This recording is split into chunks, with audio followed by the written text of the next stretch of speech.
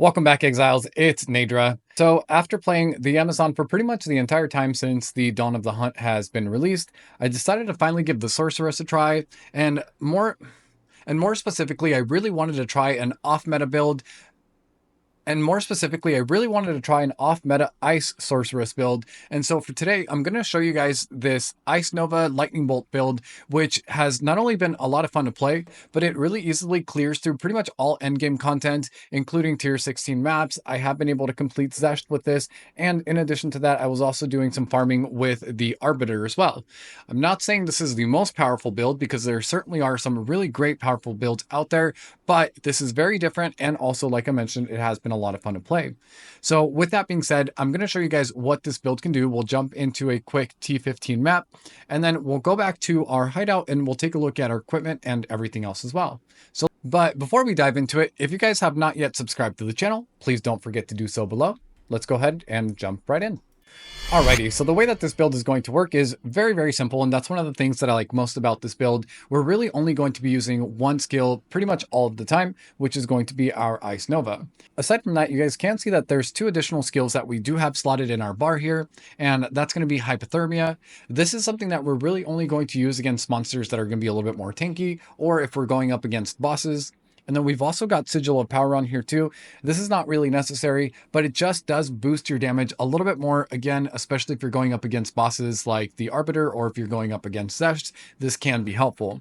But otherwise, because this build is pretty powerful, you're not really running into monsters that can tank more than one hit, or at most two. So that being said, let me show you guys how this works. Really, really simple.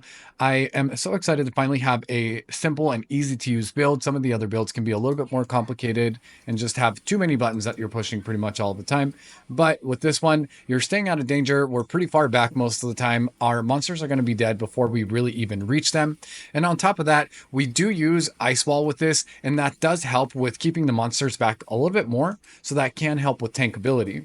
Speaking of which, this build can be a little bit squishy because we only have 1700 energy shield and we're only working with almost 1400 life. But ultimately, like I mentioned, dying has really not been a problem for me just because we're either already killing them before we get there, or we've got an ice wall that they're attacking instead of us, which makes it really, really nice.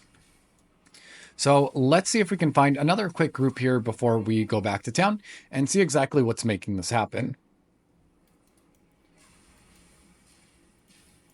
And although we're only pushing one button pretty much all of the time, there are multiple different things that are happening at the same time. And yes, we are using cast on critical with this build. This build is taking advantage of crit strike damage as well. So that's really great. But there is a lot more going on than what we are seeing on the surface. Alrighty, so with that said, now that you guys see how this build works, and actually before we go back to town, looks like we've got a rare monster up here.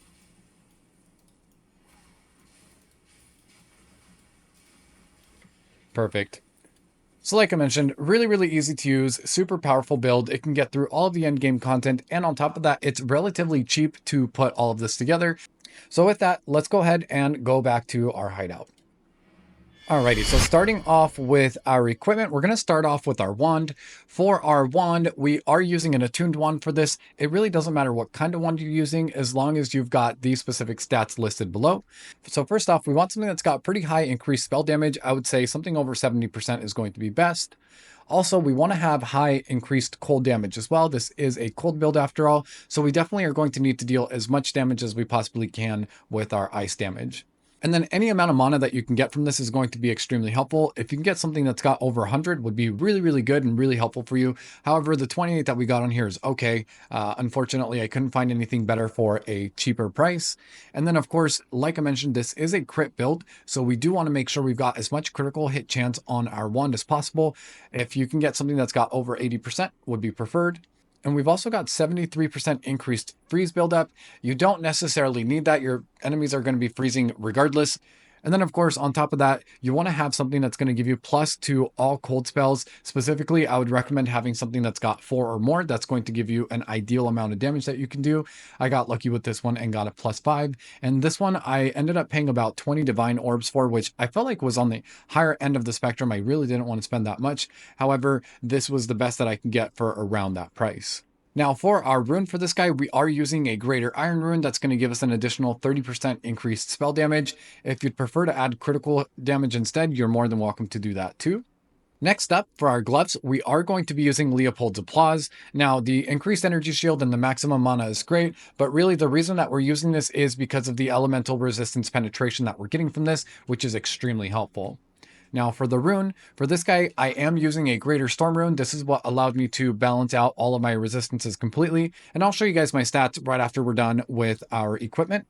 And then next up, we've got our helmet. For our helmet, we are using the Solace Ips. Now, this does give you some great armor, some evasion rating, and also gives you some energy shield as well, which is really helpful. But the reason that we're using this is it allows us to use the same support gem that we're already using on a different skill, which is extremely helpful, especially with this build specifically.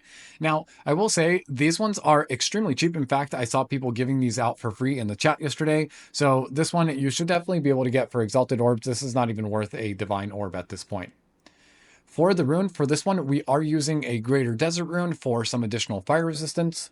And then next up for our armor, we're going to be using the Wave Shaper Mantle, which is going to be really helpful. It is giving us a good amount of energy shield and also giving us some additional armor as well. So that's really great. We're getting some spirit from this too, and that allows us to be able to use multiple cast on crit. And we'll take a look at the skills in just a couple of minutes here. But what's really helpful about this is the increases and reductions to mana regeneration rates also apply towards our energy shield rate as well. So we can focus mostly on our mana regeneration, and that in turn will also help our energy shield regeneration as well, which is great. Now for this one, we are using a storm rune here as well, and then we've also got an iron rune as well. If your resistances are better than mine, then I would recommend just throwing in 2 greater iron runes instead. Next up for our belt, I am using just a rare regular belt. I was using the Headhunter previously, and you're more than welcome to use that if you'd like to, if your resistances are balanced out. However, I prefer using this instead. It's giving me the 3 charm slots. It's giving me some additional strength. We've got armor on here, and we've got dual resistances. So for me, this is the better way to go. However, if you'd prefer to use Headhunter, it does work really well with that as well. Next up, for our boots, we are using Goldwork Sabatons. It doesn't really matter exactly what type of boots you're using, as long as you've got these stats that we have listed here. Now, the nice thing about these is it is giving us some good armor, and it's also giving us some good evasion rating as well. But primarily, the focus is going to be our increased movement speed. We want to have 30 to 35% movement speed with this build easily. And then on top of that, we do need to have triple resistances down at the bottom. So I was able to get something with cold resistance, lightning resistance, and also chaos resistance as well. These were also relatively cheap. I got this one for 1 divine ore, but you can find these for even less than that. I just was running out of patience with it. And then for our rune, we are using a storm rune for this guy as well. And then next up for our amulet, we are using the Choir of the Storm. Now, unlike most of the items that we've gone through already, this is one of the ones that is going to be required in order to make this build work. This is what's allowing us to trigger Lightning Bolt on crit, and we are critting all of the time, so it absolutely need this in order to make it work. Now, for this guy, we did allocate Cold Nature on here for some additional increased cold damage. However, you can also use Overwhelming Strikes with this so that it gives you additional crit hit chance and also critical strike damage. For our rings, our first ring on the left, we got a prismatic ring. This is going to help us with our resistances altogether. Specifically, we want something that's going to give us additional increased cold damage. We want to have at least 30% or more. We don't care about the accuracy rating very much, so we can skip through that. The mana is going to be important. We want to have at least 100 on here or more if you can get it.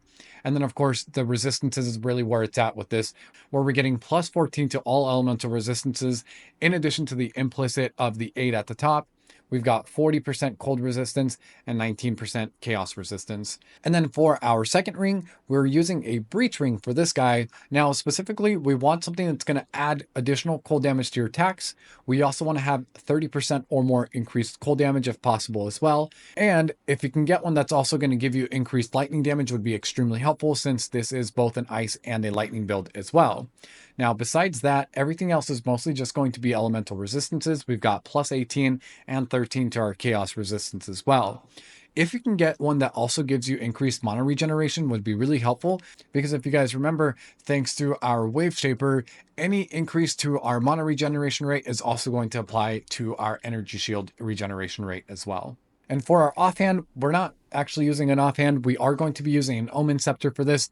I would recommend specifically picking an Omen Scepter because that is going to grant Malice, and Malice is what's going to apply the critical weakness to your enemy, so that makes it really helpful. But really, we need to have a Scepter because it's going to give us increased amount of Spirit.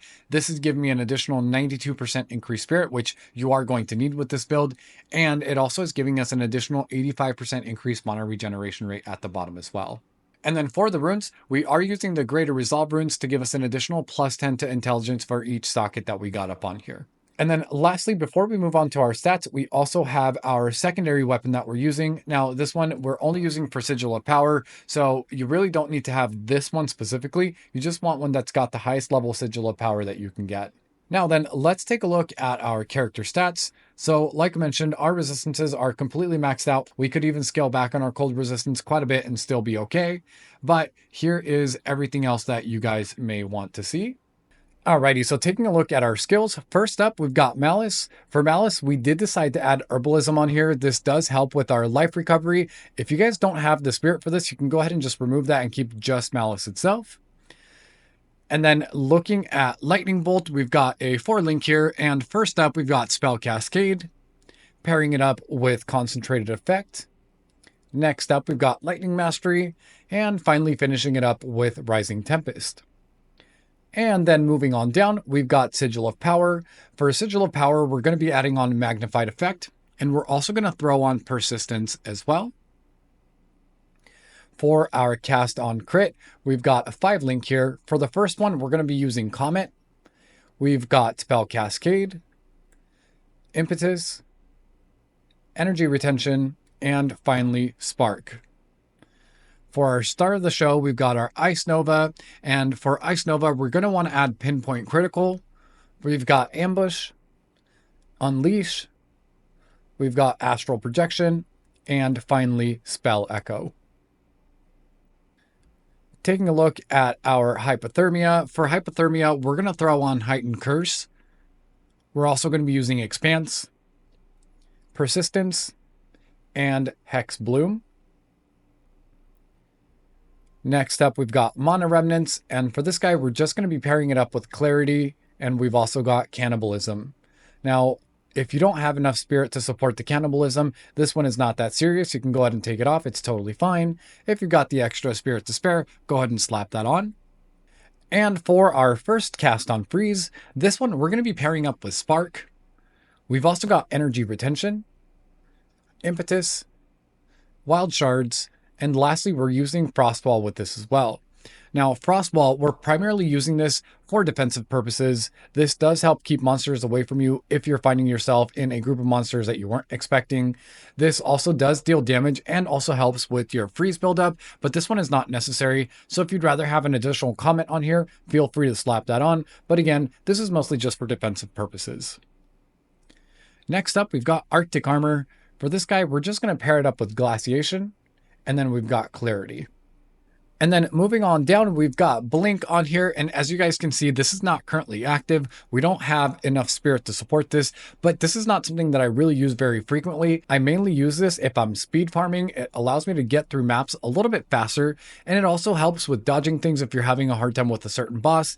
But again, this is not something that I really use very frequently. I prefer to have additional attack damage, and that we're doing via second cast on Freeze. And speaking of which, for this, we are pairing it up with Comet. We've got Spell Echo. We've got Magnified Effect. We're also using Cold Exposure. And it just can't hurt to have an additional spark for our second or third spark with our build here, but it is still helpful to have. And then taking a look at our passive skill tree. So starting off with our Ascendancy, first off, we are a Stormweaver, and then we are going to be taking Elemental Resistance. We're also taking Heart of the Storm. On the other side, we're just going to be taking elemental damage.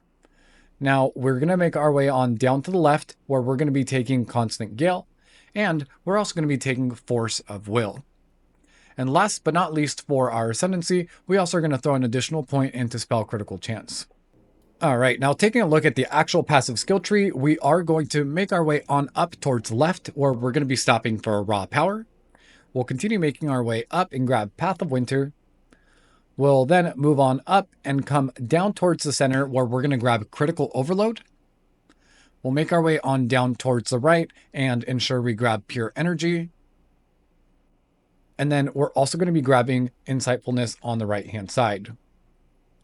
We'll then move our way on up the passive skill tree and to the left, stopping for Breath of Ice.